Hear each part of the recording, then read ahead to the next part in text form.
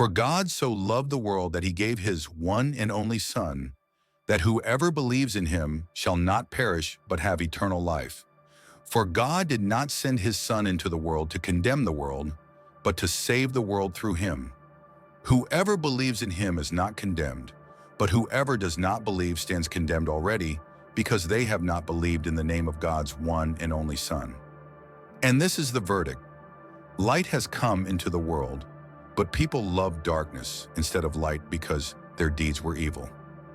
For everyone who does evil hates the light and will not come into the light for fear that their deeds will be exposed. But whoever lives by the truth comes into the light, so that it may be seen plainly that what they have done has been done in the sight of God. The Gospel of the Lord.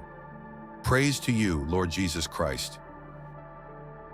Proclamation of the Gospel of Jesus Christ according to John, chapter 3, verses 16 to 21. Welcome to the channel. Today we're going to talk about one of the most impactful passages in the Bible, John chapter 3, verses 16 to 21. These verses speak about love, light, and the human response to God. We'll explore each verse in detail, bringing in examples to help us apply these teachings to our daily lives. So get comfortable and let's get started. Before John chapter 3, verses 16, the passage describes a conversation between Jesus and Nicodemus, a Pharisee and member of the Sanhedrin. Nicodemus goes to Jesus at night to discuss his teachings and to better understand his mission. Jesus talks about the need to be born again, to see the kingdom of God, and explains the concept of spiritual birth. He mentions the importance of faith and how God sent his Son into the world to bring salvation, not condemnation. Verse 16, for God so loved the world that he gave his one and only Son, that whoever believes in him shall not perish but have eternal life. This verse is a powerful summary of the gospel. Here we understand that God's love is universal and unconditional. He not only loved, but proved this love by offering his Son Jesus. The promise of eternal life is available to all, whoever believes in him. For God so loved the world. This phrase shows that God's love is not restricted to any specific group of people. The term world includes all nations, ethnicities, and individuals. It is an unconditional love that extends to everyone, regardless of actions or beliefs. That he gave his one and only Son. The depth of this love is shown by the sacrifice.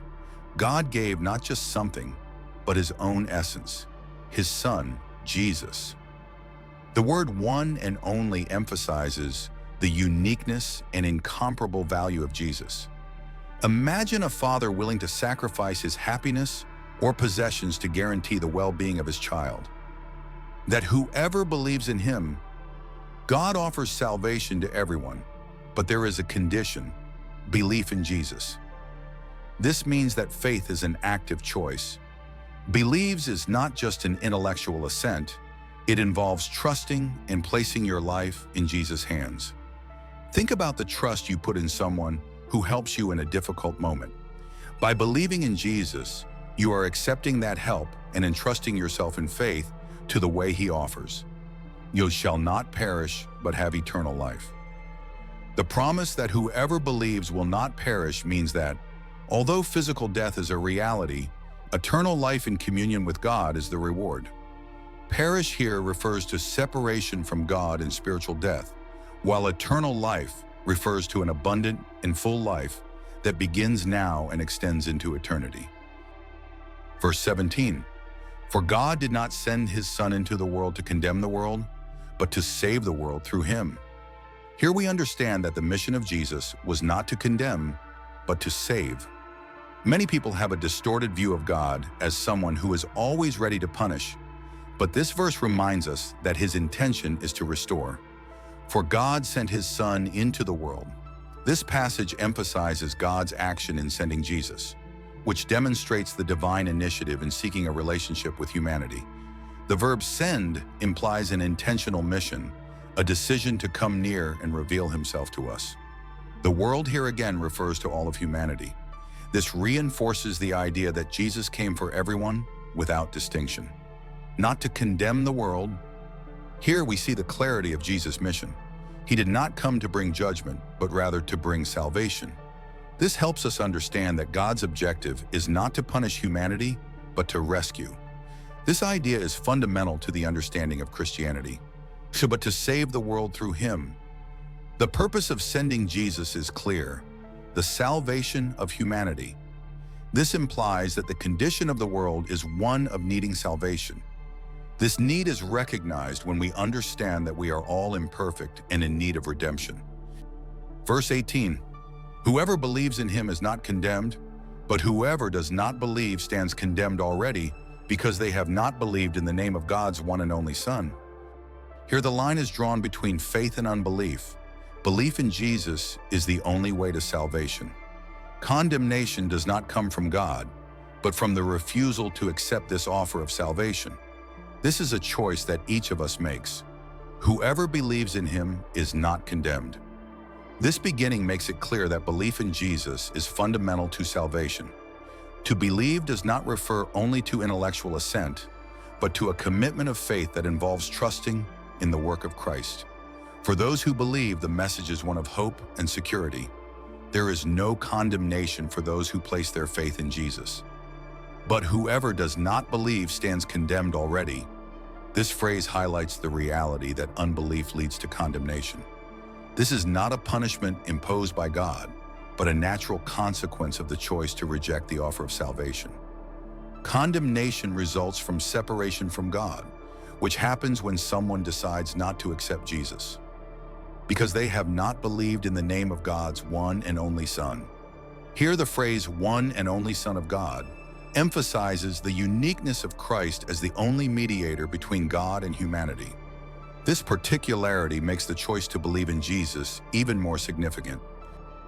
Verse 19, "This is the verdict. Light has come into the world, but people loved darkness instead of light because their deeds were evil."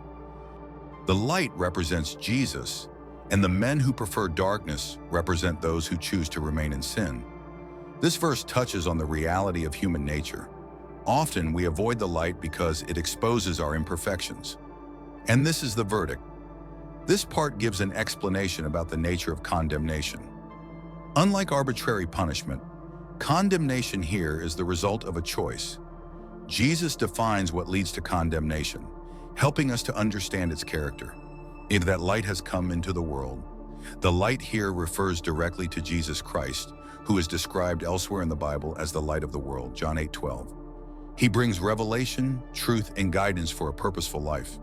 The fact that the light has come means that the presence of Jesus in the world is a divine act. He does not simply appear to illuminate, but comes as an offer of hope and salvation. But people love darkness instead of light. This point reveals the inner conflict of humanity. The choice to love darkness more implies a preference for living in sin and avoiding the truth. Darkness represents what is contrary to God's will, the actions and thoughts that draw people away from the light, because their deeds were evil. This part connects the choice to love darkness to the nature of human actions. Evil deeds refer to behavior that weakens the relationship with God and stands opposed to the light. This indicates that actions are not just superficial, but reflect the condition of the heart. Verse 20, "For everyone who does evil hates the light and will not come into the light for fear that their deeds will be exposed." Here we see a warning. Those who live in sin generally avoid the light so they won't be exposed. The truth can be painful, but it is necessary for true transformation and healing. For everyone who does evil hates the light. This part of the verse shows us that doing evil is not just an occasional failure, but a continuous behavior. The word "does" indicates that it is something habitual. It is a lifestyle choice. The term "hates" reveals the natural repulsion that those in darkness feel toward the light. The light, representing God's truth, confronts and exposes what is hidden in darkness, and will not come into the light. This refusal to come into the light symbolizes an active choice to remain in darkness. Those who do evil avoid the light because it reveals their flaws, mistakes, and the need for change, for fear that their deeds will be exposed. This part highlights the reason why people avoid the light: the desire not to have their deeds exposed or disapproved. Here, deeds refers to actions, behaviors, and choices that are out of line with God's standards. Verse 21, "But whoever lives by the truth comes into the light, so that it may be seen plainly that what they have done has been done in the sight of God." This verse brings hope. Those who seek to live in truth are not afraid of the light. Their actions are evident and glorify God. There is a positive exposure, where what is done in God is recognized. But whoever lives by the truth, this part highlights the difference between those who do evil and those who live by the truth. The truth here represents the will of God, aligned with His just and loving character. Living the truth means following the teachings of Jesus and God's divine principles. And it comes into the light. Those who live by the truth desire to approach the light because they recognize that it is there they find clarity, guidance, and a greater purpose, so that it may be seen plainly that what they have done may be seen plainly means that their works become visible or evident. This suggests that, by living in the light, a person's actions are not hidden but revealed. It can be seen as an act of courage, since the person trusts that their actions are in line with God's principles, because what they have done has been done in God. This final part attributes good works to the action of God. It means these works are not merely human accomplishments, but the result of God's work in the believer's life. When someone is in communion with God and seeks to please Him, their actions reflect that relationship. Think of a person who does generous or kind acts. If these actions are motivated by genuine love for God and a desire to serve, then they are the fruit of that relationship. This emphasizes that without God, good works may be superficial or motivated by selfish reasons. What a wonderful passage! Thank you for joining us for this reflection. If you enjoyed this video, like it, share it with your friends, and subscribe to the channel to receive more inspiring content. Your participation is very important to us. See you in the next video.